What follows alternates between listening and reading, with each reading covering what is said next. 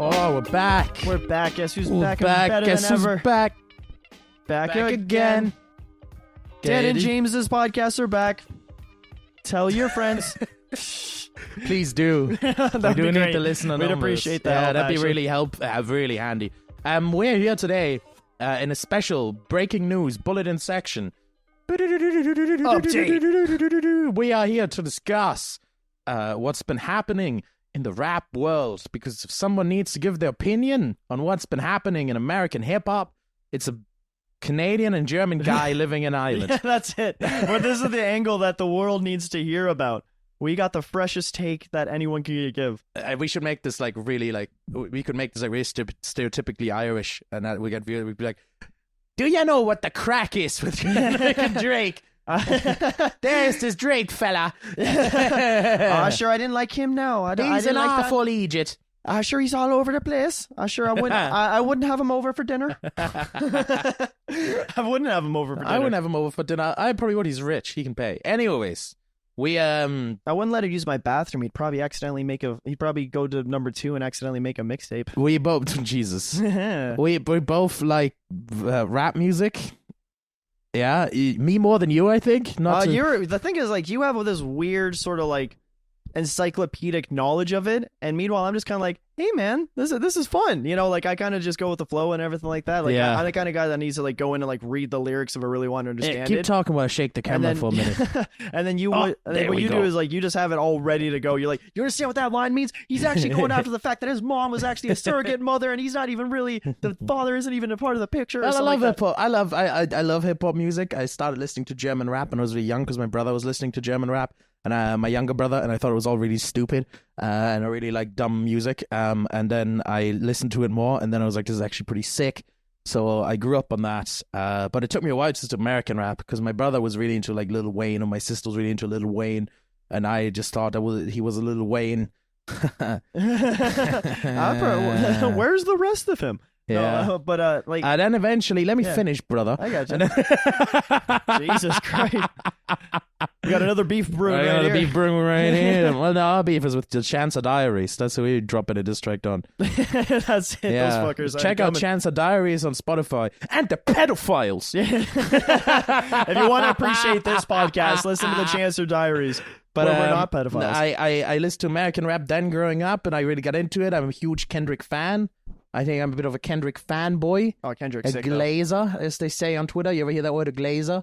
Glazer? No, I haven't heard of that one. That's when you like such a fanboy, you're just fucking glazing the hot dog, like. Glazing the hot dog? I thought Yeah. I was picturing like glazing donuts or some shit like that. No, you're glazing them up. You know. I just want to get Krispy Kreme right now, That's actually, what while listening to Kendrick, you know? If you're too much of a glazer online, people put a reply going, zip up your pants when he's done and stuff like that. Which is pretty funny, but I'm a bit of a Kendrick glazer anyways. It's one of those things, though, where it's like the talent is so good. Like, if he offered, cards on the table, if he offered for me to suck his dick, like, I'd think about it. I'd be like, he is a legend. He is a legend. You know? I'd have to get down really low. I'd almost have to, like, lie down. But it's like my theory of if I had to butt fuck anyone, I'd probably butt fuck Tupac. I couldn't do that to him. I respect him too much. No, if I have to butt fuck anybody, if someone put a gun to my head and you have to butt fuck someone right now, I think I'd butt fuck Tupac, because then I'd be the hardest motherfucker ever. I think no matter what happens, if I ever go to prison, no matter what happens, if I drop the soap, I'd be like, just, I fuck Tupac. On that same note, what I would probably do is I'd butt fuck Biggie Smalls for a different reason, though. He's so fat, he probably wouldn't even notice I was there. So, yeah. You know what I mean? To just be like in out operation. He's like, what you doing? You got someone on your back there. You could cause a little earthquake. Yeah. Non-common for the States. There? I'll be like a leech on him or something like that. If I'm sucking his dick, it's kind of like if I'm a mosquito. He's like, oh God, get off me. What are you doing? I would, yeah. Anyways, onto away from the butt fucking Biggie and Pac. We'll come back to that later. So I'm a big fan of that. I'm a big fan of battle rap. I used to listen to a lot of German battle rap. It's like a big thing in Germany where like battle rap is really huge, and there's like tournaments of people doing diss tracks and stuff. So I've been really into that my whole life. So when this shit happened, when this Drake Kendrick shit happened, I was like a fucking goblin. I was like, yeah, give me this. Is made for me.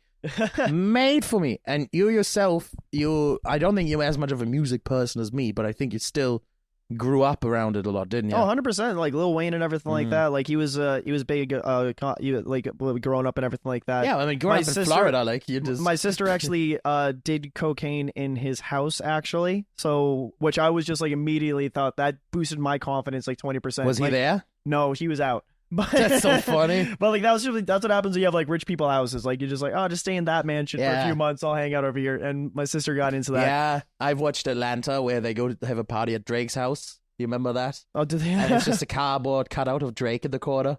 That checks out. Yeah, yeah, that shit is very good. But besides that, did you have any other interaction? Did you ever witness like any feuds? Any rap feuds in Florida? Rap feuds? Not necessarily. No, I mean, I was just like a fan of it though. Like I saw like some big concerts there where I was like, you know, like Kid Cudi, Mac Miller when they come in. I was a big Mac Miller guy because really? Yeah, because I was a depressed white 13-year-old kid, and I was just kind of like his target market basically.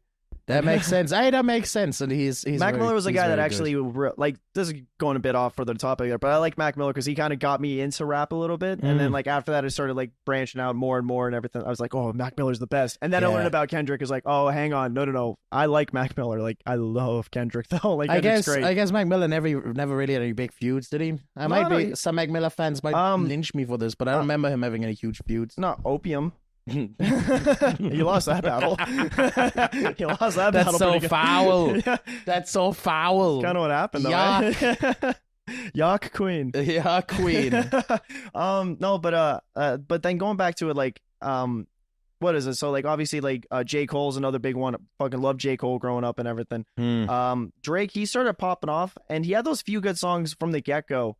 But I never really cared for like as long as I can remember. But you have a more personal connection to Drake than you have to any of these other artists, because just like yourself, Drake's also Canuck. Yeah, that's it. A Canadian Canuck. I don't know, maybe just like Drake, you enjoy a bit of poutine on your chips. That's it, literally. Yeah. And I think there's a little bit of like self-loathing in there where I was like, you know, because I was a Canadian living in Florida, so it's like I knew I wasn't hard. So this guy coming around here is just like, and he's like all of his songs are like, I'll fuck with the best of them, I'll beat the shit out of you. It's like, well, you won't. It's not here nature. Shut up. I guess, yeah. That is kind of odd about it.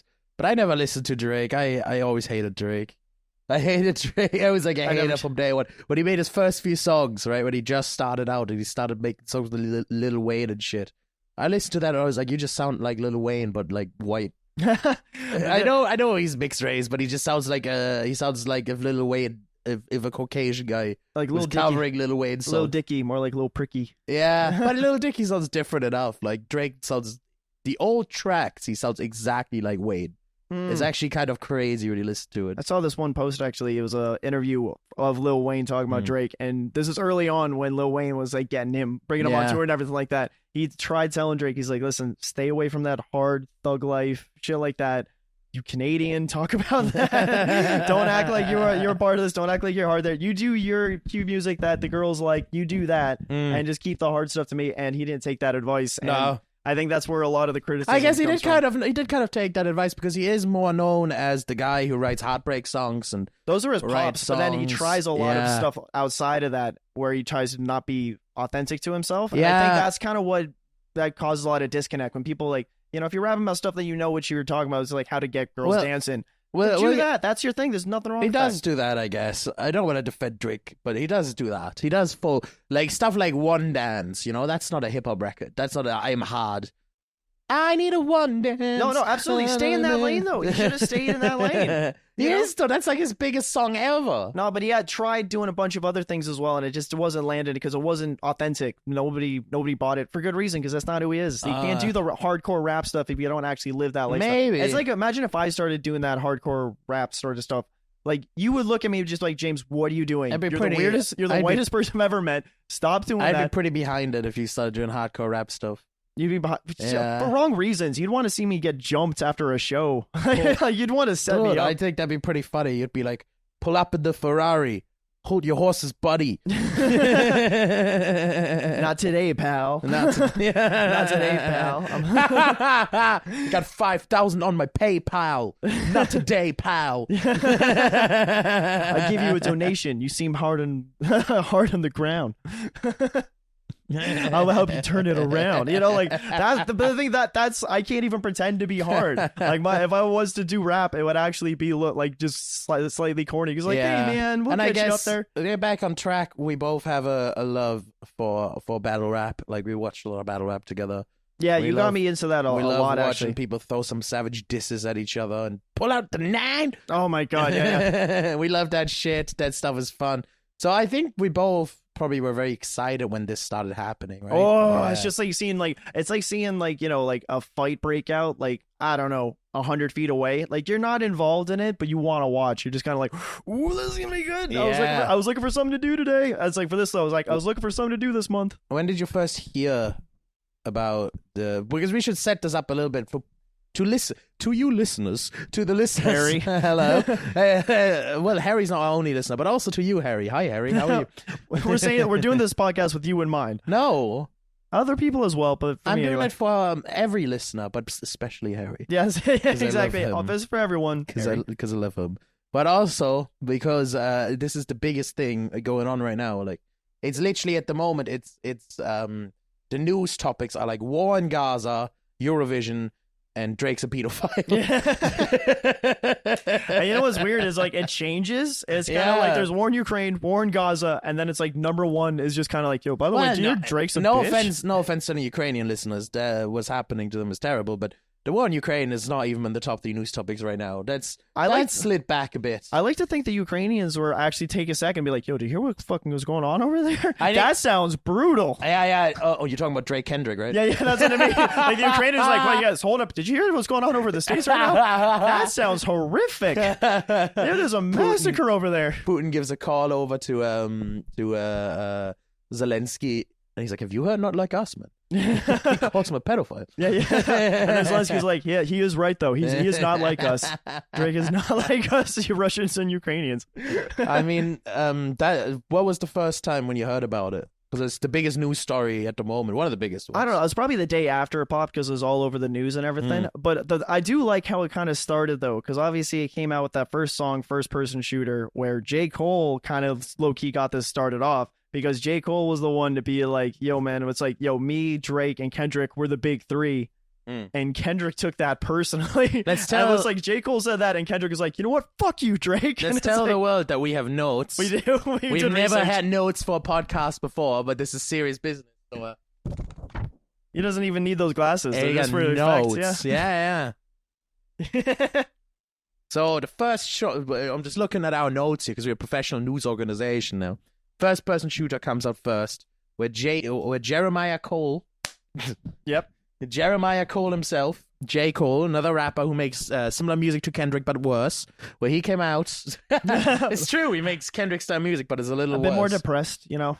I mean, Kendrick music is pretty depressed. Yeah, but J. Cole, I just always think like J. Cole's. I've never bopped or worked out to J. Cole's music. You know, it's always like on the way back. Because Kendrick's a better artist. Yeah. I've worked out to Kendrick. I've never worked out to J. Cole. I've always put on J. Cole on the walk back from the gym. There's Kendrick songs that are a million times more depressing than the saddest J. Cole songs, I think. But they're a bop. You ever shimmy to Trauma? You ever like shake your hips to like the Trials of Compton? It's actually a weird thing. Like that takes talent though. J. Cole says, the exact lyric I don't know off the top of my head, and we're not gonna. But he says something like, Aubrey, K. Dot, or me, who's the hardest MC, we're the big 3 or something like that. Yeah. Something, and that's my J. Cole impression. Aubrey, K. Dot, or me, who's the hardest MC, we're the big 3. Which I love because it's so wholesome. It's actually just kind of like, yeah, we're all hanging out. We're all just making good music and giving people a good bit of music to bop to. That song came out. It was on the Drake album. That's important to know. It was on Drake's album. Kendrick and Drake have like a tense history for years. Like, there's never anything popping off big, but they haven't liked each other for a while. It's been kind of known, you know? You kind of know that there's tense air, but it's never been publicly done. But after that song came out on that Drake album, how did Kendrick take it? Tell us how Kendrick took that. He took it personally. He took it very personally. He's like, I think what you're just saying though, the fact that like there's intention brewing, I think Kendrick was just waiting for at some point just to let it all pop off. Kendrick responds on a track on Future, rap artist Future, Atlanta rap artist Future, known for being the first guy to rap while being absolutely fucking blasted high on codeine. He started the whole lean movement. Yeah. Sick. Yeah, he movement is a big word for it. The movement of taking drugs. Well, the lean one in particular. He's not the first one to do drugs. He's the first one to make lean drugs. Pop. He hops on a song of his, and he has a verse where that pharmaceutical companies love that guy. He's just like, yo, fucking ticket sales for codeine are popping off. Ticket sales. Yeah, whatever the fuck.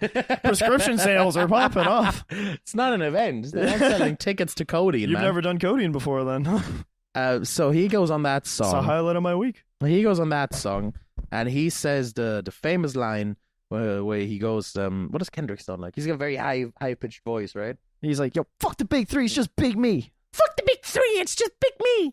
Okay, Mickey Mouse. All right, Mickey Mouse has entered the chat. Fuck you, Goofy. Fuck the big three, it's just the big me. All you want to be is my bitch, so call yourself Minnie. Woohoo! I thought that was actually pretty good. Yeah, your impression was shit. Mine was great. Anyways, after that, he gets very angry. Anyways, right? He gets his feathers ruffled. So he's on another guy's album on a feature, and he has like these fucking insane lyrics. There's some lyrics that are like really crazy and like really smart and blah blah blah blah blah. Blah. And then J. Cole decides I have to get into this now because I said something nice, and Kendrick went, well, fuck you. So I have to get into this now. That's so funny, though, because just circling back, this whole thing started because it's just like, yeah, me, Drake, and Kendrick, we're all great. And then that's what started off the most brutal fucking rap battle, like diss track back and forth, like this decade. Yeah, this is going to escalate quickly. So he took that personally. J. Cole releases a song called 7 Minute Drill, which is a 7 minutes of complete mid on an album, on an EP that had like, a lot of people don't even know this, but it had like 5 other songs on the EP release. No one listened to him? Yeah, no one listened to the rest of it. It was called Might Delete Later. Very prophetic. He probably will delete later. Yeah, he might actually delete later. It's deleted. It's gone. He fucking called it. Yeah, he did call it. Well, like, I'll let you get into the song there, but like... No, you can get into it. But the thing I like about that one is like, it was a very soft put down. You know, like the... Put down is even the wrong word. It was a put up. Yeah, it was kind of, it was just kind of like, hey man, you're amazing. Your last few albums were kind of putting me to sleep, but still amazing, and I don't think you shouldn't step like that. Like, it was kind of like reminiscent of MGK battling, like putting out that diss track against Eminem, where he like his whole thing. I don't want to be mean to J. Cole here, but MGK's diss track was way better than this. Oh, 100%, like, but way better. And like 100%. Eminem still kind of killed him, but his MGK's track was a million times more savage 100%. But MGK in that one, his diss track was still like buffing Eminem up a little bit, which Eminem just used to destroy him. And I think there's like, it's one of those things. If you're doing a diss track, fucking diss track. Yeah. Don't That's be like, you got a lot lesson. of redeemable qualities, but you need to work on A, B, and C. If you're doing a diss track, just diss. Yeah, just don't go, I used to like you, and now I don't like you anymore. You're not writing Stan, okay? You never recall me on my cell phone. You're not writing... You used to call me on my cell phone. You're not writing Stan. There's no Dido and the Dodie or whatever her name is singing. You know that song? Yeah. My tears gone cold, I'm wondering why. Yeah, I gotcha. I know that song, yeah. Dear Kendrick. I wrote you every day. Yeah, you still ain't calling. What's the story, dog? So he wrote a Stan, really. That's what Which is basically, that's a good example. That's exactly what that song, same energy, you know? Yeah, just without the demented part in the end. It was Stan, but only the first verse. And that comes out, and J. Cole immediately is like 2 hours later, he's like, lads, I'd regret getting involved in this. I fucking love Kendrick. Fucking love Drake. I'm Audi 5000. Deletes the song. And that was a smart fucking move on his part. When we get down. At the time, though, I would say I give you my honest reaction when that first happened. I was like, what a fucking pussy. Like, I can't believe that after what Kendrick said about him, he's just publicly apologizing. Like, Kendrick has his dick in this man's mouth right now. You know? That's how I felt. I was like, he's fucking dominating this fucking guy. Which is exactly where you want to be in this situation, funnily enough. Turns out it was the right move. That's the only place he's not going to shoot a gun at. And now we put it over. Now we go over to our crew. We move locations. We go over to the beautiful land of Canada, Toronto, snow, mansions. Drake. What happened? Drake? Yeah, Drake? Drake? Drake? Oh, God. The fucking hardest thing to come out of Canada is ice. There's a very famous video of Soulja Boy having a rant about Drake on a radio show. On Charlemagne's podcast. Yeah, it's a radio show. Fair enough. Yeah, excuse me. Yeah, you don't. Yeah, you need can never shit. get into this. This takes talent. Yeah, if you ever want to laugh, go check that out. But we're going to keep saying Drake. Yeah, that's where that's coming from. It's because of Soulja Boy. Yeah, so I should give the context. We gotta keep saying it, and just as a little summary, basically, Soulja Boy goes, Drake, a motherfucker who got his kid leaked by Pusha T. Drake, he stole my name. He stole my name. Yeah. His name is apparently Dre, with his last name starts with a C-O, Draco, and then everyone that's like, oh fuck, he did steal his name. Drake, a motherfucker who got his kid revealed by Pusha T. It's very funny. Check that out. But that's what we're gonna keep saying, Drake. But now let's swing it over to the beautiful land of Canada, where Drake releases a song called Push Ups. You've listened to Push Ups, James? Yeah. What was your takeaway from Push Ups? Oh my God, no. Well, that was number one. Let me just clarify. That's not the one with the AI people, right? That's just him. Push Ups is the one. It sounds kind of hard, to be honest. To be fair to Drake, it sounds good. He's going after it though, but it's one of those things like, if you know it, like Kendrick. This is a bit of foreshadowing, but it's like don't foreshadow. It's a bit of foreshadowing, but don't it's like foreshadow. Okay, fine, no foreshadowing. no foreshadowing. No, dude, circumcise this, man. Circumcise. No foreskin. But like you can tell, like, you know, he got like a team together. He's like, "Yo, come up with 5,000 different ways to say fuck Kendrick or some shit like that." And it's like he wrote it out, and it was like, yeah, I think that was his best song of the rap of the dispute there. Yeah, to be honest, this one and one a little later are both decently good, but it was just push-ups, the attacks, the main attacks he threw at them, right? The main attacks were your label contract with Top Dog, which was his former label before Interscope.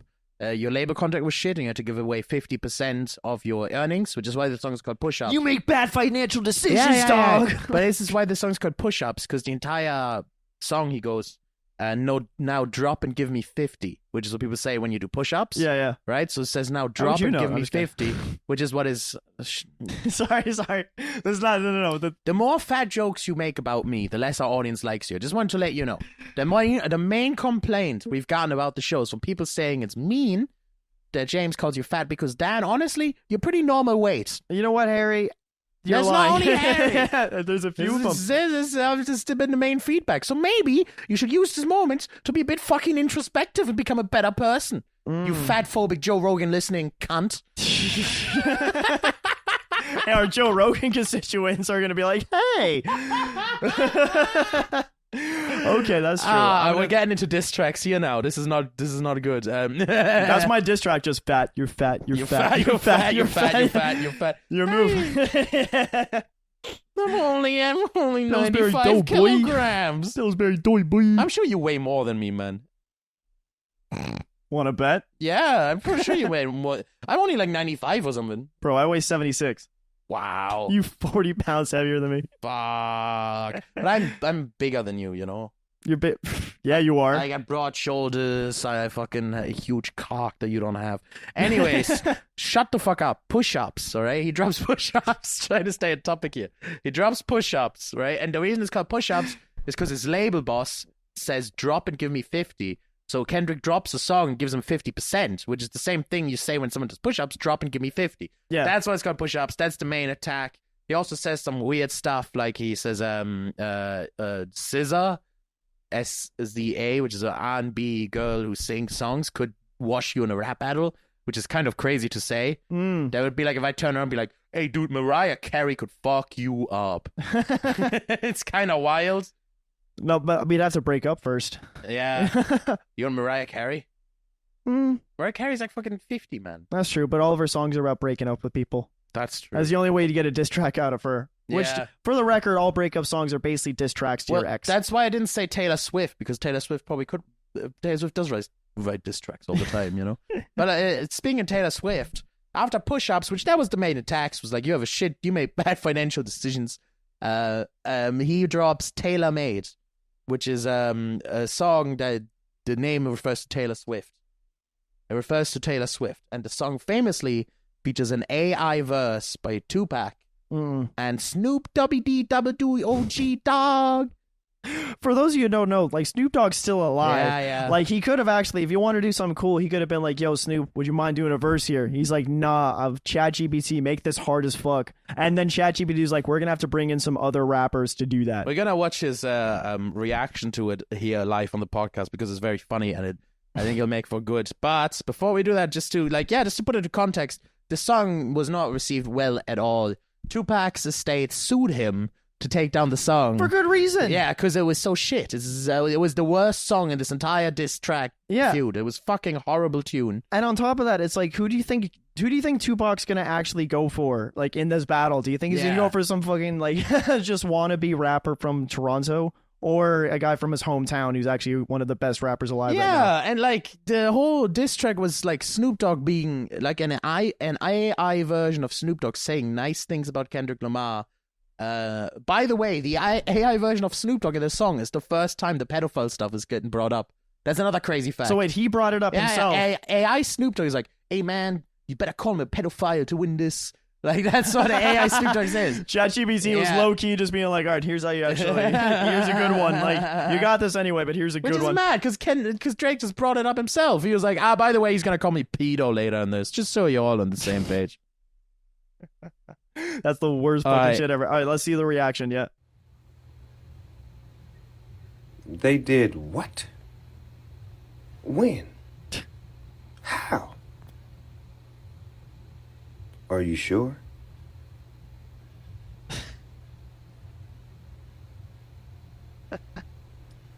Oh no, not having any of it. Yeah. And to all.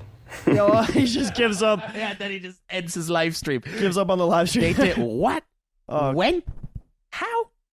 Y'all have a good night. If anything's gonna bring out the murder and Snoop Dogg again, it's gonna be some shit like that, you know? That's also like the realest reaction ever, man. It's just like, I'm out. Yeah, literally. Fuck this shit. He's literally just like, he probably shot like Kendrick like a text after, like, yo, get him. Yeah. After that's just like, yo, man. No, we didn't shoot any texts. After that, Snoop Dogg smoked a fat blunt, went to bed, and never thought another day of his life about this. Until Kendrick came back and he was like, I God. don't even think he listened to a single other diss track. I guarantee you, the second he heard his own AI was on Drake's diss, he was like, I'm not interacting with this at all.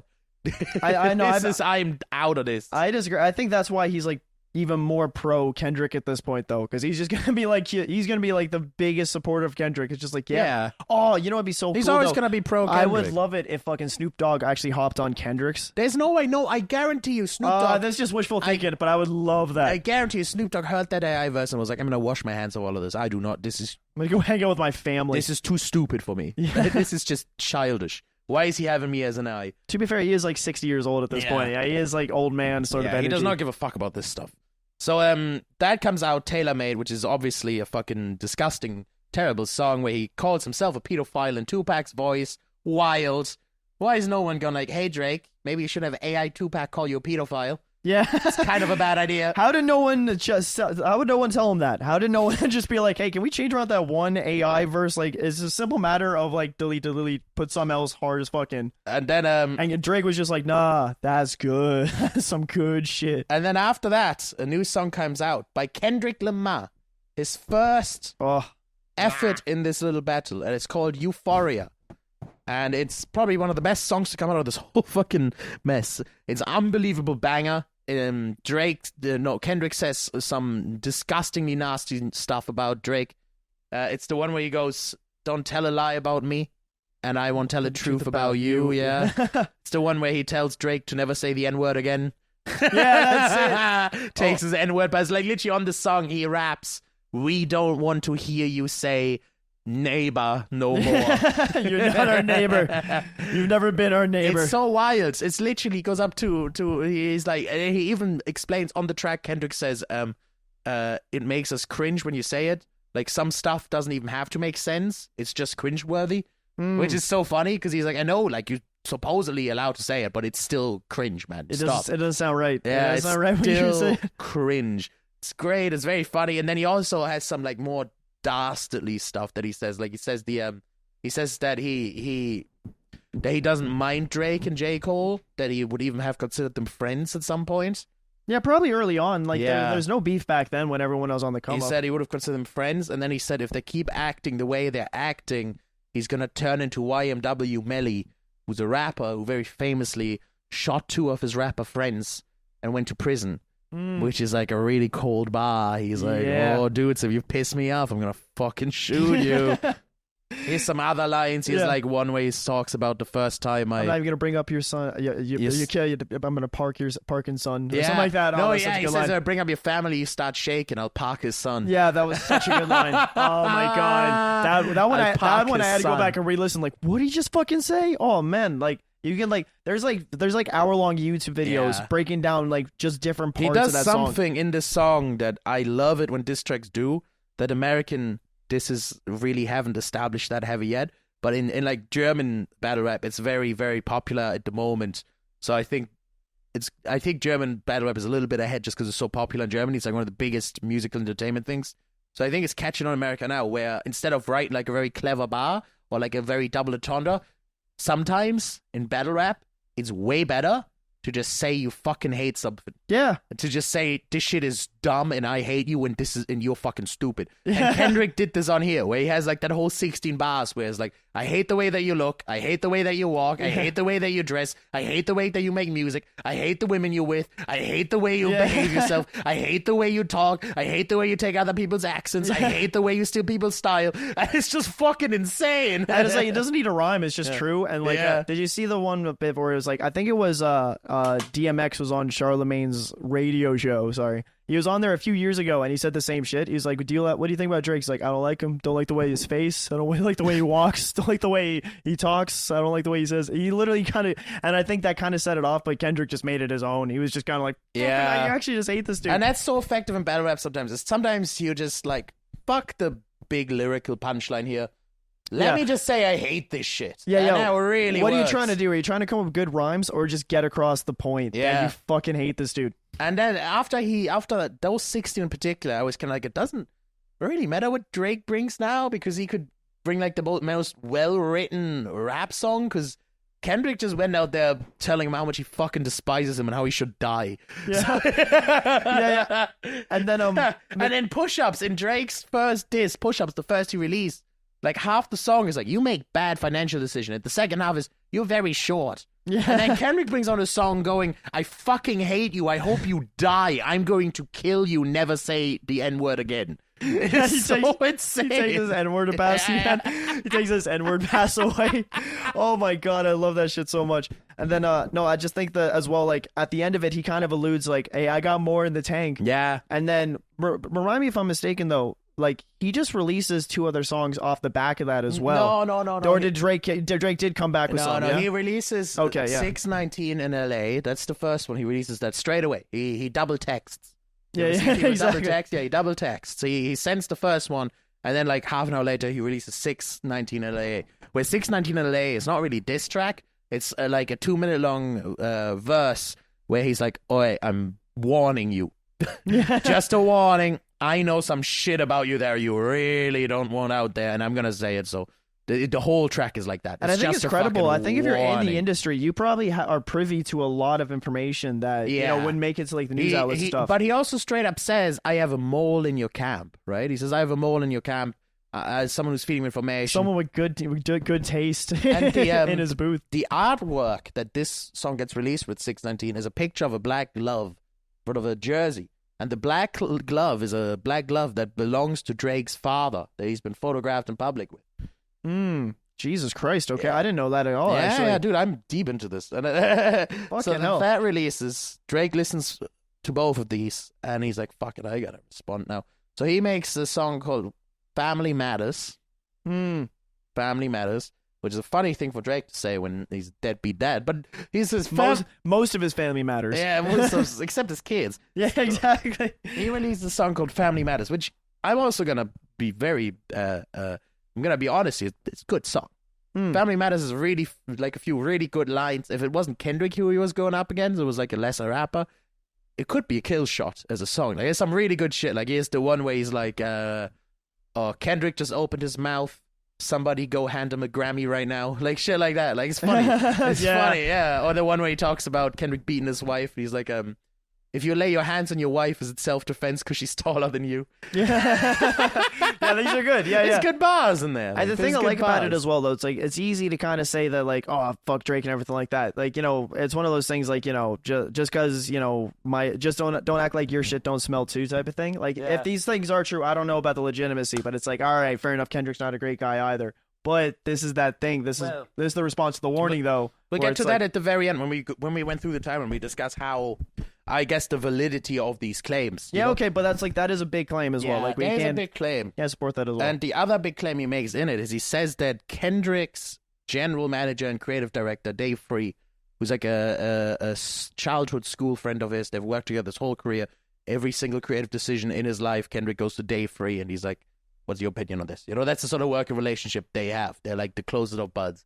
He says that Dave Free is actually the father of one of Kendrick's kids and has fucked his fiance, and that's where one of his kids comes from. Ooh. That's the other big attack. That's wild. Yeah. And does Kendrick know? Is that like an open secret type of thing? They're still working for it, or I guess no, we no wouldn't one know. knows if We it's wouldn't true know. or not. It's- That is still wild, though. As this thing Drake says in the song is, he says it's obvious because Dave Free puts heart emojis on the pictures of your family on your wife's Instagram, which, like, to be honest, man, if he's his lifelong best friend, that's gonna kind do of that. normal, yeah. Yeah, it's like me liking, like, you know, your Yeah. girlfriend's pictures. Just like, oh, good to see If Dan's you, girlfriend is doing good. if you yeah. got married tomorrow and you put up a wedding post, I'd put some mad hearts underneath that shit, dude. Yeah, but then people would be like, oh, Dan totally fucked her. It's like, doesn't make sense at all. It's like, all right, so you just confirmed that he's a supportive friend, I Yeah. suppose. But we'll get into the validity of the But claims then the thing later. is, though, Let's- like, this is going back actually a bit, so I think it's worth bringing it up as well. It's like Yeah. that this, you alluded to it earlier, but there was another rap battle that he had where the rapper that, like, he let it be known that Drake has a son that he just kind of abandoned. Pusha So- T, yeah. Yeah, so it's pretty fucking ballsy of Drake to go after anyone's kids. Yeah, if you yeah. got something like that in the bank as well, you know, where Yeah. it's just like, oh man, you shouldn't be talking about we anything. should have set that up. We'll just bring it up now. Yeah, so exactly, yeah, so we're bringing there's the story of Drake being a deadbeat dad because he had a rap beef with Pusha T, one of my favorite rappers of all time, and Pusha T had made an incredible diss track. I think that diss track, Story of Adidon, is one of the best of all time. What's his son's name again? Like, that line was so fucking. Adidon. Yeah, right? yeah. It's just like, you know, where is a D-Don Yeah, or something like yeah. that. Like, oh, fuck. Where he just raps about how he hides his son from public, and he literally, that's the whole song. He's like, you have a son, you don't show anybody, you bitch ass motherfucker, show people your son, And just- it was just true. So Drake just had to go, yeah, I do have a son, I can't lie.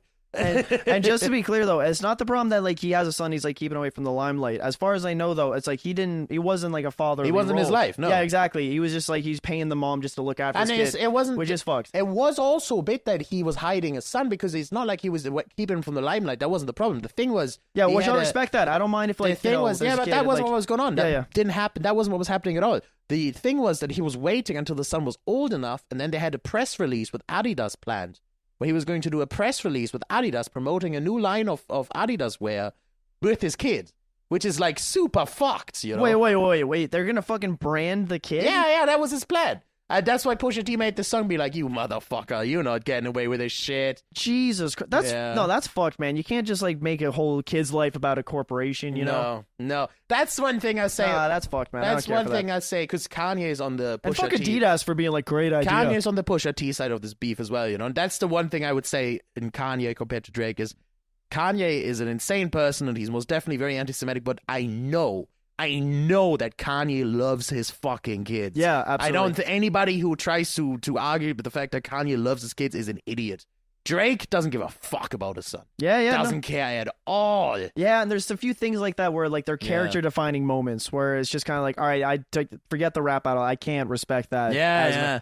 On that same note, it's similar with Kendrick, where it's like if there's some notes about him like actually getting domestic violence, it's like, all right, I can't really respect that either. But like these are big defining moments that kind of Big like accusations. all right, yeah, like these are Yeah. fucking big things to be saying And about the reason people. I'm bringing this up now is because it is important to know that history with Pusha T and the thing. Because Kendrick references like on Euphoria, he references it. He says there's a line where he goes, because Drake has a hit song called Pushing P, and he has a line on that Kendrick where he goes, "Fuck pushing P."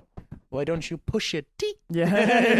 And he says it adorably like that as well. It's like, why don't you push it? Tee. Yeah. It's actually adorable the way he says it too. It's just kind of like, oh wow. And he's literally just drops Pusha T's name, and Drake is sweating. So bringing it back around though, that's why it's like it's really wild of like Drake to kind of go after Kendrick's kids when it's like, dude, you got some big skeletons that are already out of the closet there. Yeah. Like you're asking for trouble there. Like it's pretty ballsy of you to kind of even go there. Yeah, and it gets even wilder, right? Because that drops, Family Matters drops, where Drake makes all these accusations. One I forgot to mention, which is also really stupid. Drake in the song, get this, he says in Family Matters, it's like one of his last lines, one of his songs he leaves the fucking track with. He says, you make pop music for white people. Drake, Aubrey, Drake says that to Kenneth Lamar. Yeah. He says you make pop music for white people to Kendrick Lamar. Oh my god, when I heard that, I called him on my cell phone. Like, oh my god, like how are you gonna say that at all? Like to Kendrick Lamar. Yeah, no, that's fucking such an insanely stupid bar. That's so dumb. No kidding. No, go to a Drake concert and then go to a Kendrick concert and like just see what the demographics are. See if that checks out. I bet you it's just fucking wait, don't you push it? 40,000 me. People that look like me. 40,000 me. Yeah. Fuck the 40,000 big three. Anyways. It's the 40,000 big. Me. Family Matters drops. That's where Family Matters drops. We dissected enough. I said it was an alright track, but now that we shit on it, it's actually kind of mid. It wasn't. In any other rap beef, it probably would have been a good track. I think that's against a good point. Kendrick, it's just not enough. Nah, like, man, you got to be bringing nuclear bombs to a Kendrick Euphoria battle. Still looks stronger than this track.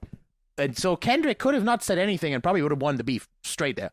Because Euphoria was so strong, he would have just won right away. But that's not what Kendrick does. Nah, Kendrick was hungry. That's not what Kendrick does. Kendrick was hungry. That's not what he does. There's blood in the water, and Kendrick was just going for it. 30 minutes after Family Matters comes out, Kendrick releases 2 diss tracks. Yeah, I know. He had them banked like 3 days later. 3 days later, something like that. Like, you already had him recorded. Yeah. It's just like, just say the word. Just say it. Like, it's not like he's like, oh, now I got to make this. No, he already had them made. 30 minutes later. I like to think he had them like for 6 months. Like even before this beef, he's just like, ooh, I can't wait to drop this. And the tracks are insane. Amazing. Have you listened to Meet the Grahams? Yes, absolutely. Yeah, the song, I think that's the most Kendrick-ass diss track I ever heard. It's like so conceptual, how he writes a letter to a different family member. Yeah. On every single thing. It's the whole concept. He writes a letter to a different member of Drake's family and he tells everybody how disappointed they are with Drake, how Drake doesn't care about them, how they brought up a shitty son. My favorite is when he talks to his Drake son Adonis. He's like, "I'll be your father." Yeah, that's so it. Fucking wild. Because your dad's a deadbeat. Yeah, exactly. I'll be your fucking father. Come, let's throw a ball. Yeah, let's throw some fucking balls. Come on, I'll show you how to shave. Like, fuck, man.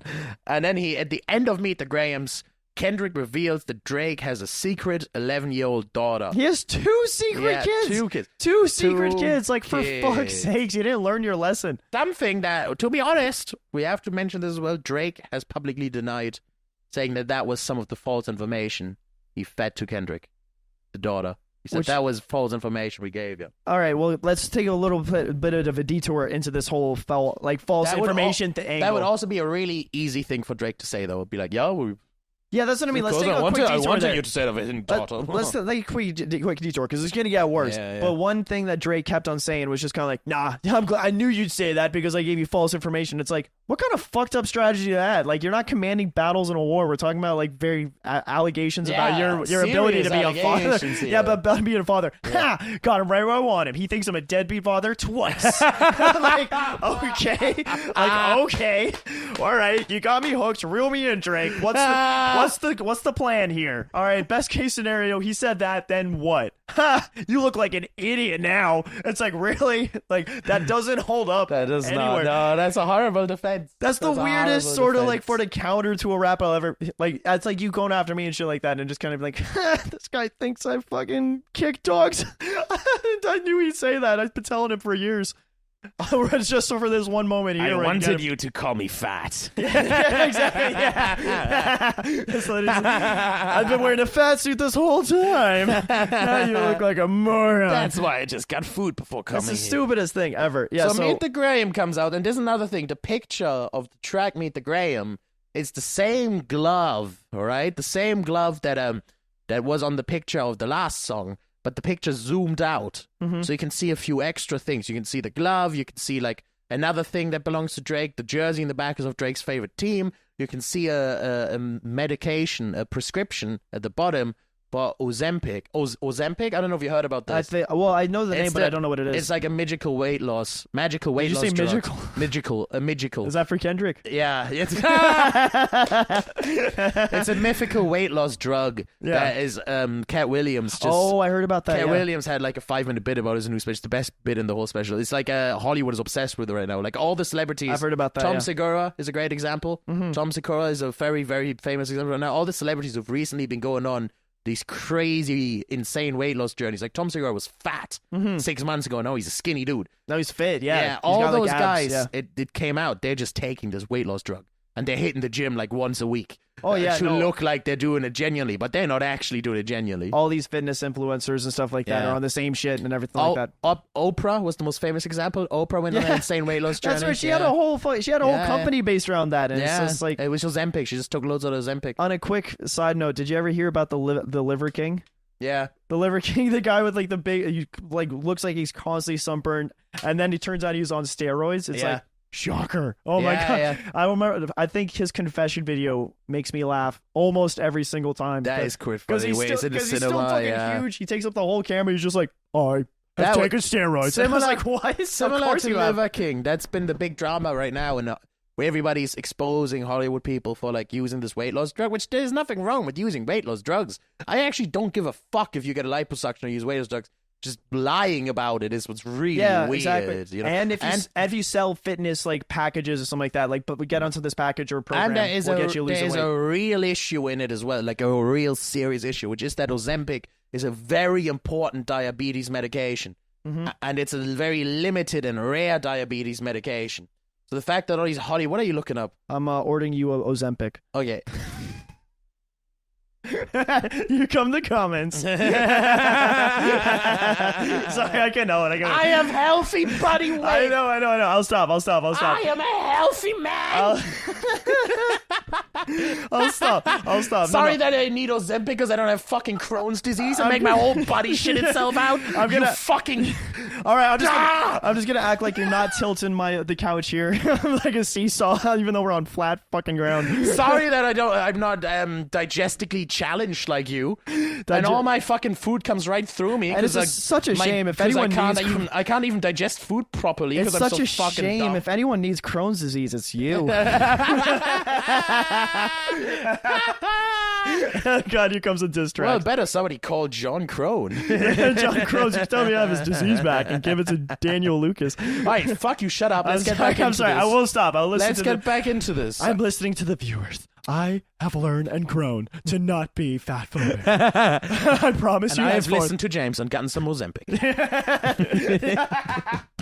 That would be great.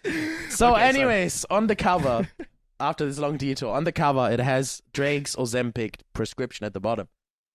Yeah, okay. It's like his actual full... Yeah, I'm not surprised. I'm not surprised that he's on some shit like that. And Drake has some savage boss about it, where like when he talks to his son, he's like don't take your dad's Ozempic, get a gym membership like a real man. Yeah! Fucking so true as well. Fuck, man. You don't need that shit. That's so fucking funny. God damn it. That's what I was trying to say, is that the medication should go to diabetics who need it. It shouldn't be going to Hollywood celebrities. Yeah. That's ridiculous. Like, that should be given out for free to people with diabetes. Yeah, 100%. It's ridiculous. Yeah, no, it's pretty fucked up. And then, like, people with diabetes are having a hard time buying it and stuff like that. Yeah. So it's pay to live in the city. Yeah, it's actually a big talk because Cat Williams and Kendrick, two incredibly important artists, both brought it up in extremely highly visible works in the span of like 2 days. They're both real as fuck, and they're probably both seeing the same thing independently. Yeah, and be like, fuck this shit. This is weird. Cat Williams said it in his live special like 2 days ago, and then a day later, Kendrick mentioned it in this diss track. It's fucking insane.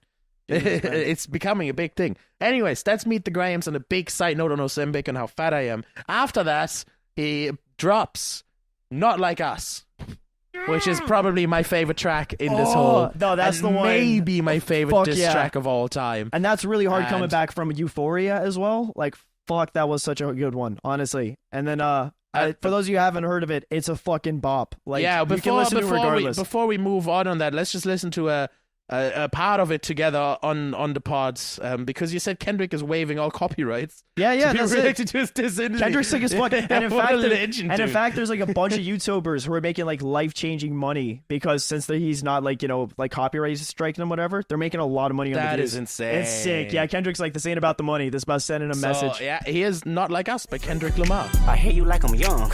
You better not ever go to cell block 1. To any bitch that talk to him and they in love, just make sure you hide your little sister from him. They tell me Chubb's the only one that get your hand-me-downs and party at the party playing with his nose now. And Baca got a weird case. Why is he around? Certified lover boys, certified pedophiles. Wop, wop, wop, wop, wop. God, fuck him up. Wop, wop, wop, wop, wop. I'ma do my stuff. Why you What a trolling like a fucking bitch? bop, Ain't you man. tired? Trying to strike a chord and it's probably A minor.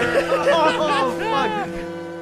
What's a little sample for the listeners so Harry knows how bad this track is? I don't know how much of that they heard with the microphone, but oh my No, god. when I edit this, I'm going to edit this and put all the Okay, yeah, stuff that's in. fine. Yeah. Sorry, now the tech stuff. I'm going to do all the tech stuff. But it's he like straight up, no condom, calls him a pedophile. There's no meta. This is what I mean. This is what I like about these Kendrick disses is there's no like Kendrick Lamar metaphor or like big lyrical punchline. Yeah, that's Just straight up, you're a pedophile. That's You like to fuck teenagers. sometimes the truth is the hardest shit you can say, you know? Yeah. And the track's insane. Not Like Us is one of the best diss tracks I've ever heard. It's a bop. You can vibe to it. You can dance to it. And I like it as says well. some real shit. And you know what I like as well, going back, is like one of Drake's earlier sort of like disses against him. Like, I don't know which song he said it in, but he basically was saying like, no one can dance to your music. It's all fucking introspective. Yeah. It's like, I'll dance to that all night. Like, They've you been kidding playing, me? there's videos on I'm TikTok. bumping like probably A minor. There's- Like it's going to the Dude, clubs. If dude, we go to the dude, clubs dude, tonight, like or dude. this week, that's gonna be on, Dude. and everyone's gonna be like A minor. Dude, listen. I'm trying to tell you. I'm trying to fucking tell you, okay? There's videos on TikTok going viral with millions of likes where people in nightclubs in America are playing this song. And people are just singing along. It's all yes. people are in the nightclub going, certified pedophile. Oh, you're getting Drake where his people are, because he's like a club guy or whatever. He's coming up with all the pop songs, stuff like that. Nah, man, fucking take insane. that shit There out. was even a clip that I saw today where they played this at an NBA game. Oh, and LeBron James was actually fucking singing along to it, though. You see that? LeBron James like probably A minor. He's like shooting, he's doing drills and shit like that. Like he was getting into it. If LeBron James is calling you a pedo, it's over. It's over, man. No, honestly. over. And then oh my god. And it's like, how did he make this song about a pedophile, about a diss track? It's like, it's gonna be the #1 song Yeah. for a while. Yeah, it's unbelievable, Bob. Unbelievable.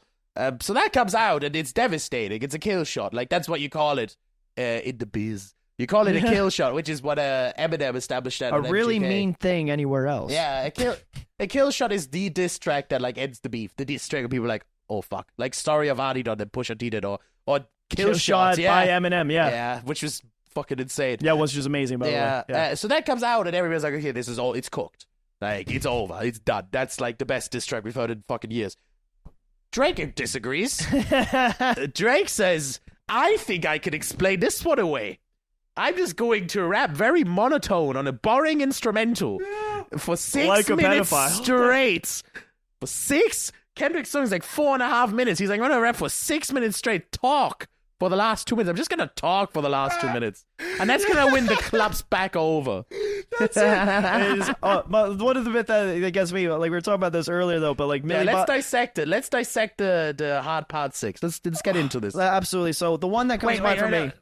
We have to park his son for a second here. Park his son, yeah. We actually have to go back because we didn't address all the attacks. The big one is obviously pedophile. There's a few more we need to bring up, which is that he says in Not Like Us, Kendrick says that Drake is always going to Atlanta to copy the newest styles. Mm-hmm. And he compares it to when the railroads were built in Atlanta, how like rich, privileged people would get the poor townsfolk to do all the grunt work and then not pay them properly. Yep. And he compares Drake as a rich, middle-class Canadian boy coming down to the poor neighborhood in Atlanta where rappers are actually coming from dirt. Yeah. Like people like Young Thug or people like Future or people like fucking... Those guys, they're like fucking drug dealers when they were young, you know? They were nothing. And then Drake comes down helps him get a #1 record, makes a shit ton of money of them, and fucks back off to Canada. That's it. Yeah. And Kendrick calls that shit out, which is insane. And does the same thing over in the UK as well. Yeah, in the like UK, drill and stuff shit. like that. He came over like UK drill songs, and like that was one of the biggest exactly complaints. the same. He goes Because he's over, just like, yeah. what? Like, you don't talk like that. Exact same thing. He goes over to Skepta, was the guy he worked with. Who's Skepta again? That's the guy who comes from actual poverty. Yeah. That's the guy who comes from actual bare bones poverty. And Drake is in there being like, hey, Crody.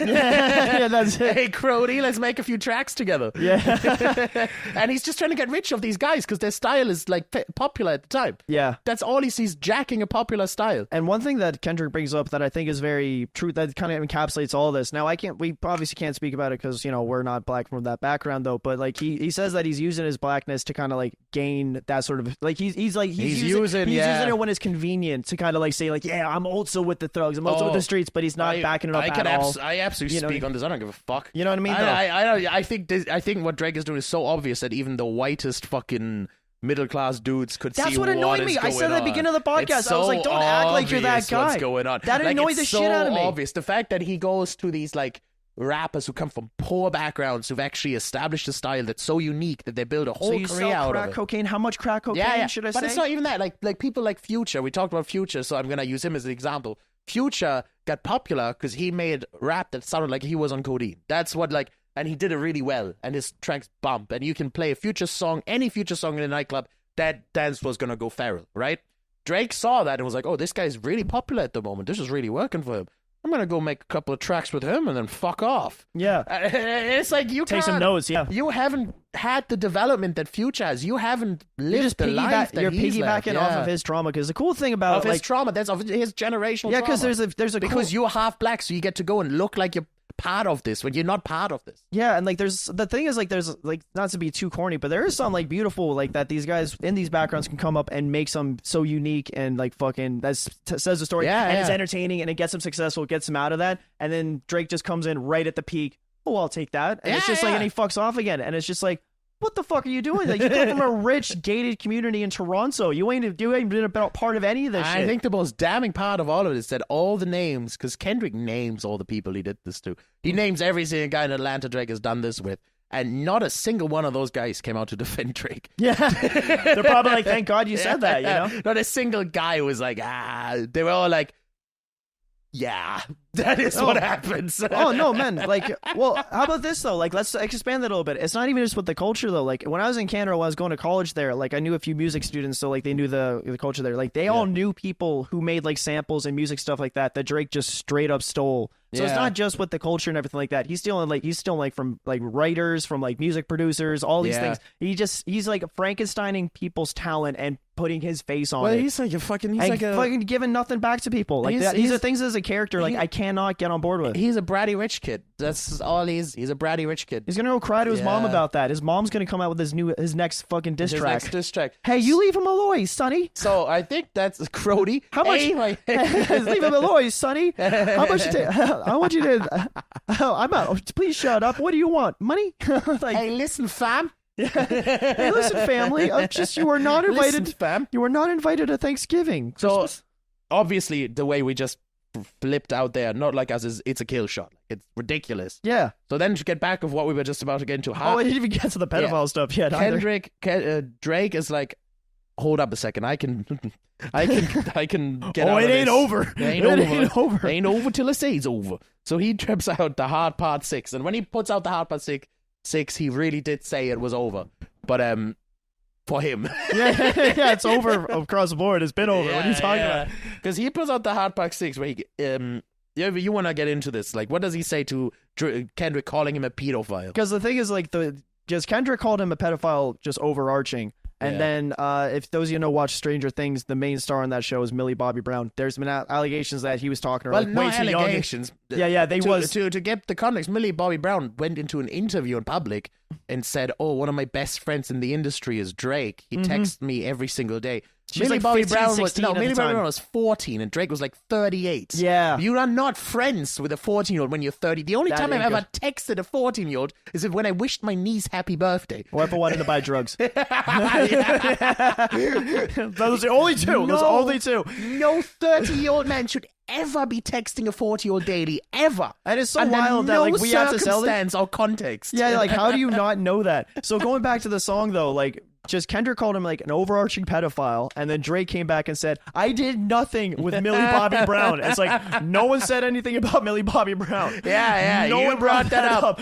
We said of like overall bunch of cases, like why did you bring that name up? And now everyone's looking at the Stranger Things like maybe something did happen there. You know what I mean? Like he just like how did you fumble that? That's like if like he's so basically he keeps fumbling it as well because his so Kendrick has Apollo Creed beating the shit out of Rocky Balboa, and then Rocky Balboa got up and was like, "I hear no bell," and then proceeds to shoot him with a water gun. Like that.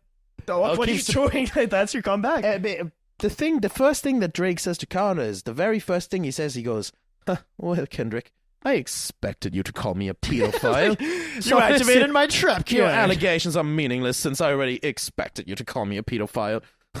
I was DMing underage girls for years setting up this plan. Yeah, exactly. You don't even know how long I've been preparing to look like a pedophile. Yeah, so all the times I brought up 16-year-old girls on stages and told them their breasts looked nice. It was only to trick you, Kendrick Lamar." Oh, man. And there's been cases of them, like, you know, like Instagram girls or whatever who are like 17, and he's like messaged them at 17, waiting for them to turn 18 as well. So it's like, Jesus Christ. And well, then it back was to only to trick you, Kendrick Lamar. And then go, I play a pedophile very well, don't I? I make a convincing pedo, Kendrick. That's literally an excuse he used. So he's just kind of like, I put in plans to say that I was a pedophile to get ahead of this. I made you think I was a pedophile to get ahead of you calling me a pedophile. It's like, why did you bring up pedophilia in general? That's his first big defense. His second big defense. And that's the thing. This whole track, the Hard Part 6, this is something, I watch a lot of battle rap, this is something I hate. When I see this happen in a diss track or a battle rap round, I'm like, you've lost. If your whole track is defense and there's no attack in it, you're cooked. Like it's over. And this whole 6-minute track is J. Cole, case in point. He's like, he bowed out. He's like, I'm out of this battle. We'll talk about him in a minute. The whole 6-minute track is just defense. Drake is not shooting a single shot back. He's just defending himself about not being a pedophile. He's just kind of like, hey. He says 50 million times he's not a pedophile. He says, "I fed you, gang, wrong information." This is where the picture comes back in. This is why I brought up the picture earlier. The picture with the black glove and stuff. On Twitter, all the Drake fans, the Drake glazers, the people glazing Drake, they were all saying, the picture has been sent to Kendrick by Drake's camp. It's fed information. So Drake kind of took that line and just kind of used it himself. He was like, by the way, that picture you got of my dad's glove and my Ozempic, I wanted you to get that. Idiot. Yeah, like the fuck. And now just for the context though, what happened with Drake's dad though? Because like I don't think we touched on that there. Just for the listeners, Harry. What's there to say? Would you know about his dad at all? Like what's the backstory with his dad? Was his dad a criminal or something like that? Yeah, his dad was a criminal. His dad was like, I think it was like white collar criminal. I think he did like financial shit and gambling shit. Checks out. Yeah, I think shit like that. And the only thing I know about Drake's dad is that Drake had a phase when he was a bit younger, when he was like, I think it was like in album 3, where he would make loads of tracks being like, my dad was never around when I was young. He would go into interviews being like, man, I grew up without a dad. It was only me and my mom. And eventually his dad came out in public being like, hey, I saw him like once a month. Like I didn't live in Canada, but I made sure to go once a month to like fucking hang out with him. Like this is bullshit. Yeah, no. That checks out. The only time I didn't see him was when I was in prison. Like this is not true. Out. Yeah. That checks out. Yeah. Oh my god. Yeah, like he was just like kind of scraping for whatever sort of street cred he can get, like whatever he can hope for. Yeah, that's Drake on this track. Let's get back to the Hard Part 6. Let's keep this on track. Drake says, I expected you to call me pedophile. This is first offense. He said, I don't think Millie Bobby Brown is hot. He says, she's a great listener. He said, I've never kissed no teenagers, which is a hilarious bar to drop. Yeah. In general, it's like, why are you even saying this? He says, and then my favorite, we talked about this before the podcast because I just couldn't wait. He says, Drake is not a name you'll ever see on the sex offenders register. He did it. He fucking did it. He Drake is a pedophile. Is not a name you'll ever see on the sex offenders register. Because your name's Aubrey Graham. Yeah, that's it. Your name's not Drake. They're not going to put your artist name on the register, are you fucking moron? That's it. No, my God, he's going to put your real name on. And then he's just kind of like, yo, man, like one line that it came up as well was just like, he's like, yo, man, if I was a pedophile, wouldn't I be in prison right now? I was like, okay, tell that to Bill Clinton. Yeah. Tell that to Bill Clinton, Kevin Spacey, all these fucking celebrities. Actually, Kendrick, if I was a pedophile, I'd be in jail. Yeah, literally like, oh shit. And then he also says the line after, he says, I'm way too famous to be a pedophile. It's like, that's most pedophiles are. They get away with it, are really famous. I mean, Epstein's list is trending 5 years after Drake, the you're a fucking thing. massive Michael Jackson fan. Like, you know this stuff. No kidding. You're literally, like, every single day talking about that Michael Jackson's biggest inspiration.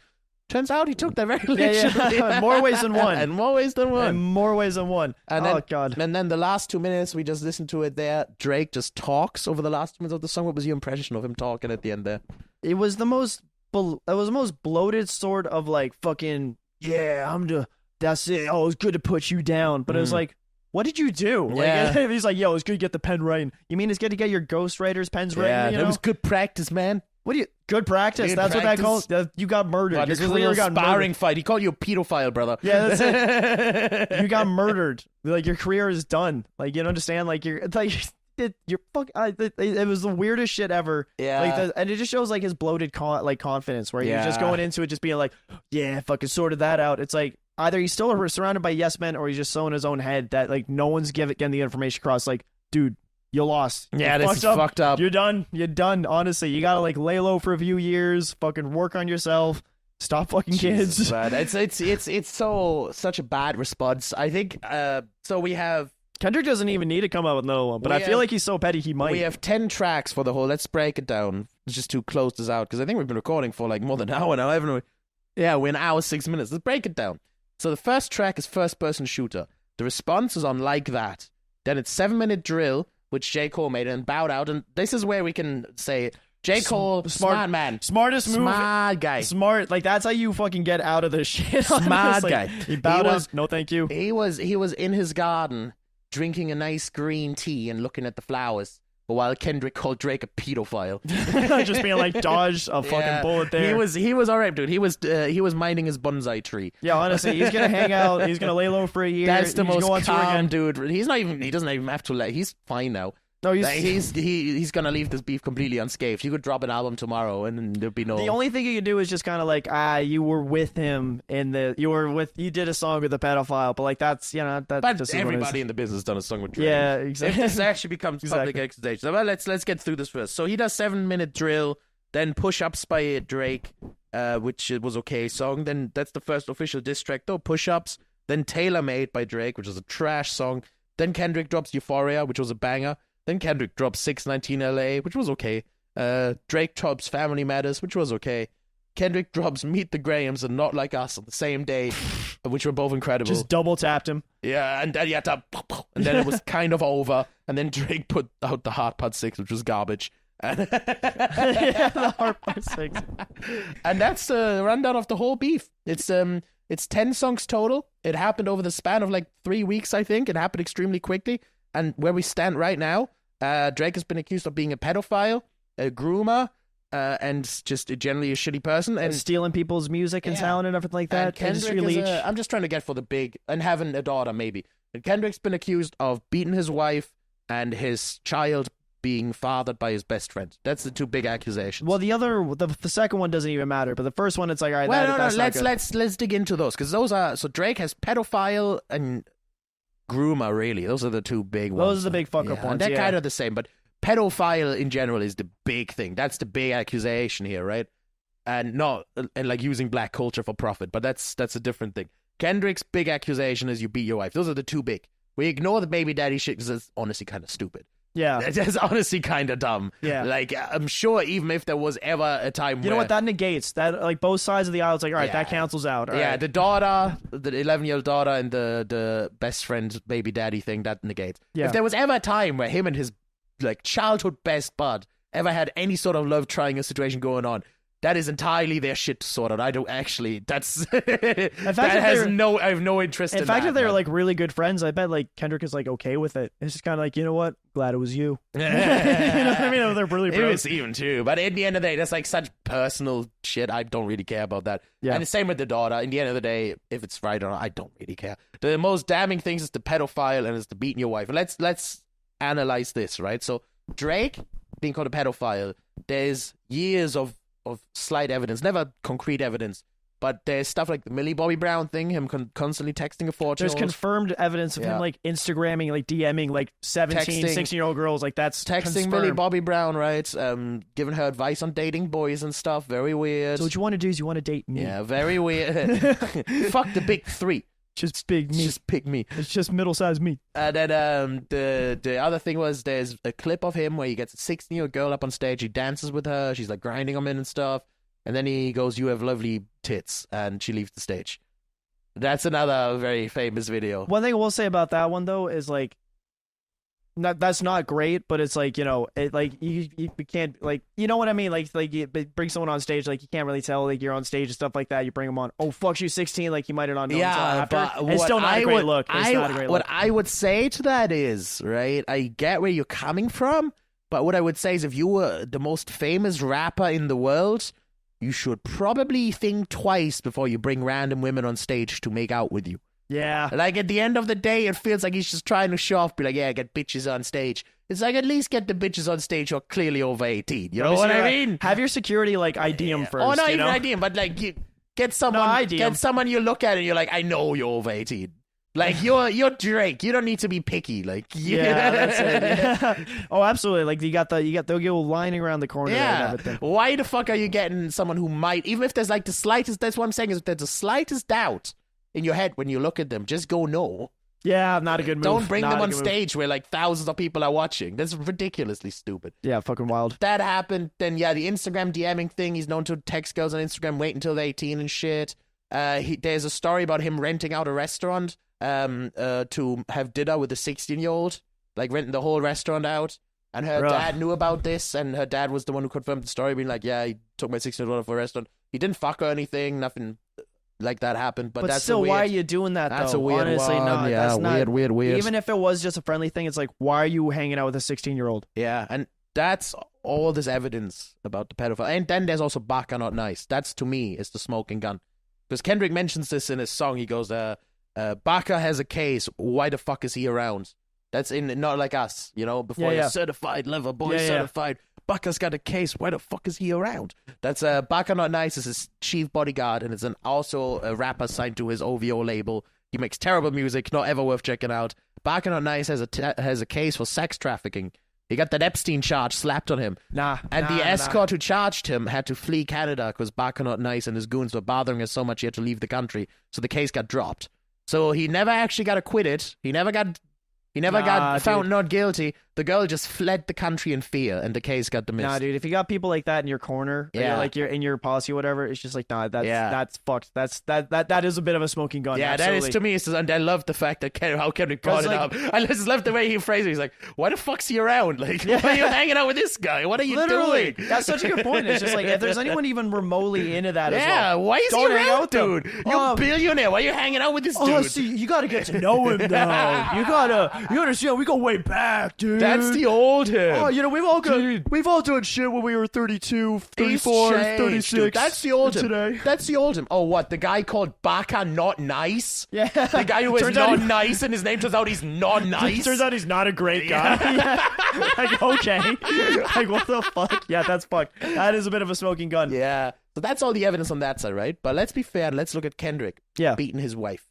So this is where I stand on this. And as I said, I'm gonna declare here I'm a Kendrick fanboy. I want all the cards on the table. Same here. But huge this Kendrick, is where I stand on this, right? Kendrick has made songs about domestic violence that are extremely poignant, thoughtful pieces. Like We Cry Together. We listened to that absolutely. together. Most the one that's album. like more like a theater play where it's him and the girl arguing and shit. Yeah. He's talked about his parents being in domestic violence, and he's been engaged to his fiance and going out with her for at least like 15 years. Like, they've been together for a long time. Mm-hmm. So in my head, this is how I make sense of it.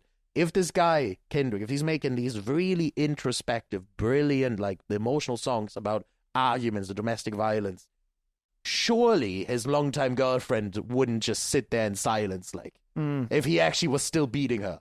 Like, maybe there was a time, like 10, 15 years ago, where they had a toxic relationship and shit wasn't good, but for me, for the way Whitney, his fiance, is acting on Instagram, where she has never anything but supportive words, and she never calls him out for shit like this. Even when all the Drake stuff came out, she just stayed silent on it, just kept posting pictures of their kids. Like, I just don't really see it. To me, that makes a lot less sense compared to all the mountains of evidence stacking up against Drake. Yeah, and yeah, it's one of those things where it could be like 15 years is a long time to go through like a toxic bit of time there. Going into this is me just being devil's advocate. Again, I am a fan of Kendrick. It's like you do have to think that like, if you're dating a guy, he maybe did that to you like 10 years ago, but like he's a huge star, you got kids together and everything like that. Yeah. That's a lot of pressure and takes a lot of bravery to break away from that. I guess. So and if that ever did happen, I would be fully on her side and it would change my view of Kendrick. And that's me just, permanently. I don't know anything about the court cases. I don't know about any documents or anything out there, but like that is one thing like I do have to say like, all right, if that is the case, that is not. I just find that way harder to believe, especially with like,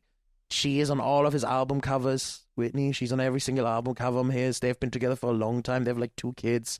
And he's made songs about this topic that are like really, like we cry almost together. like he knows about it. Yeah, but like what I mean is the songs are like they criticize domestic violence from a very intelligent perspective, from a very understanding perspective. And realizing that it's not black and white, sometimes things are gray and everything the like way that. Maybe this is my main point, This is my main point. I'm not saying one accusation is worse than the other, but what I'm saying is, on Kendrick's side, it looks like a mature person who's dealing with these issues or has dealt with them, who's made art about it that is about healing. And on Kendrick's side, I see a guy whose head bodyguard is still a guy with a sex trafficking case. Yeah, like that's it. Someone seems to be addressing their issues and like growing as a person, and someone else seems like a petulant child who likes to fuck children. Yeah, who's still ongoing as well and everything like that. And so absolutely, it's one of those things. I guess it's worth saying. Like this could have been easy for us, just been like fuck Drake the whole time. Like we do need to bring up like, all right, maybe nobody's perfect type of thing. But when you put everything on the table, it's just like, all right, Drake, for all intents and purposes, is like a confirmed. Here's the thing: 99.99999% of the chance Drake is every bit of the scumbag that he is. There's a 0.0001% chance that he's just an insane moron who keeps on putting himself in these situations and hangs out with bad people. Oh, he's a good guy though. In which case, like, you would need to deal with that. All right, so imagine, dude, if because I was gonna say worst case, he's friends with the sex offender, like worst case, but maybe it's gotten to a case where he literally went up to like Barker and he was like, "Hey, you did sex trafficking. Did you do it?" "Nah, man." "All right, man. Glad we talked." Checks out with me, Glad we talked, man. Literally. So, like, and it's not a good look that Drake's only saving grace in this whole situation is, like, maybe he's a moron. Yeah. Maybe he's just the biggest moron this world has ever seen. Yeah. So, let's conclude this then. We've given our little breakdown. Yep. This has been the most important rap beef of the 20th century, I think, by far. There's nothing like this that happened in the 20th century. There's been good rap beefs. Huh? 21st century. Oh, 21st century. Yeah. There's been Drake and Pusha T, and that's been a good one. But like that was like MGK, Eminem, but that was like 2 songs. Yeah, but both of those were like after the Big Boy did the kill shot, after Pusha T put out his song, and after Eminem put out his song, the other side was like, yep, fair enough. The Drake Kendrick was hilarious. MGK swapped genres. Yeah. MGK was like, he does punk rock now. Hey, in all fairness to MGK, he took that. I think of any diss track ever, I think he was the most like graceful loser I've ever seen in a diss track. He literally shared it on his Instagram and be like, "Yeah, this is pretty fire, lads. Yeah. I'm not gonna fuck around here." Yeah. And he's like, all right, I fucked up. I get that now. He was literally, I remember when that all happened, he put on a story, we're like, "Lads, to be honest, I'm a big Eminem fan, and this is like a great tune, so I'm just gonna I'm gonna admit defeat here." And you know what? He got a decent bump off it and everything like that. That's the way, like, that's the best case scenario for like rap battles where it's like, Drake just kept struggling because after Euphoria, this is, I think, my biggest takeaway from the whole thing is that after Euphoria, Drake could have called it quits. He didn't. He could have just surrendered and he would have lost because Euphoria was way better track. And that would have been the end of it. He would have gotten a bit of a bump. Kendrick would have gotten a bit of a bump. But the fact that only would have been alluded that he's a pedophile, that wouldn't have come out yet. No, he didn't say anything about it Euphoria. But basically, Kendrick alluded. He threatened to say like, I got other stuff there. So he would have avoided all those other bombs and everything like that. That would have been like, that was a good battle. Fuck, my bad. Yeah. It is Kendrick up there. We're all fighting for second. I think if that would have happened, it would have all been fine. It would have been the same as like MGK, Eminem, and the same as Pusha. No, okay, Pusha T, Drake was a bit more vicious. But it was the same as Eminem and Drake.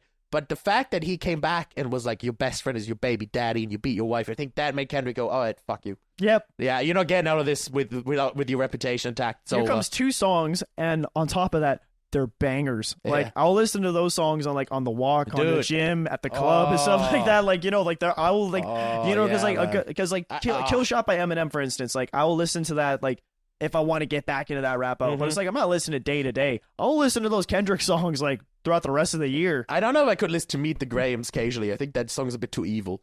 That's like Meet the Grahams. Really the Bop evil one. Which song. one was the Not Like Us is the Not bottom. Like Us. That one I'll listen to for the Not rest Like of the year. Us, and to be honest, Euphoria as well. Euphoria's a banger. That's Euphoria 3 songs. is a bop. We dude. got 3 songs Yeah. for it. We got 3 different fucking beats. Like that's 3 different songs he basically. in one. made even one more song, but I think Euphoria and Not Like Us especially. I'll listen to those. throughout They're the like rest of kind the of danceable records. Like they're fun. Like I've been sticking on Euphoria and Not Like Us randomly.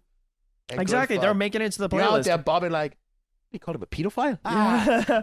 A minor. Hey, minor. I could probably go into my corporate job tomorrow and say like, but I could probably sing that line and everyone will jump in. Just like probably A minor. I love how even much he HR just get an A minor. He just brought the fucking Compton out of Kendrick, Kendrick's been like the Messiah hiding away, all spiritual and peaceful. And then the second Death Family Matters track came out, Kendrick was like, fuck you. Yeah. Dude, I am about this. Like, I grew up in the streets, but I'm gonna fuck you up. Yeah. And if he you're did. not careful. And he fucking did. He said I'd fucking kill you as well. And J. dude. Cole. And J. Cole's long gone by J. then. Cole was like, fucking out. lads, I'm like a backpack rap artist, lads. Like, I'm going back to Forest my Hills. parents bought me my first microphone, lads. I'm not dealing with this shit. Guys, this is above my pay grade. All right. So how about this? As you guys fight up there, I'll beef down number 8 or 9, and I'm fine with that. That's Yeah. okay. But I guess circling back around though, I think if I can end on one note there, I'd like to end on that Drake story I'd love to tell. That just again, it's like a character defining moment that I just think like is like I heard about this years ago. It's not really a good ending note, but if you want to ruin But the it's podcast, like, but bring just it up, because. like, Jesus. Don't. Did you say Cheez-Its? Sorry. All right, I guess like if we're just telling random stories, I might as well just fucking throw the research out the way. Fuck the structure. Here's James' random personal gripe with Drake. Hey, and you wonder why I call you fat. You do shit like that, and I'm just kind of like, hey, here's my interjection to the podcast. Shut the fuck up, James. I am fat with a PH. Yeah, you are fat with a capital PH. F. No, you're fat with. I'm fat with a PH. I'm fat like my rhymes. You're fat with a. So you watch your fucking time. You're fat with a mutton top. You're gonna break the mic.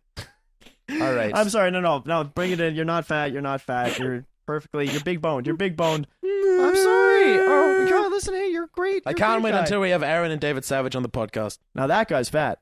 Which one, Aaron or Dave? Done both. Done both.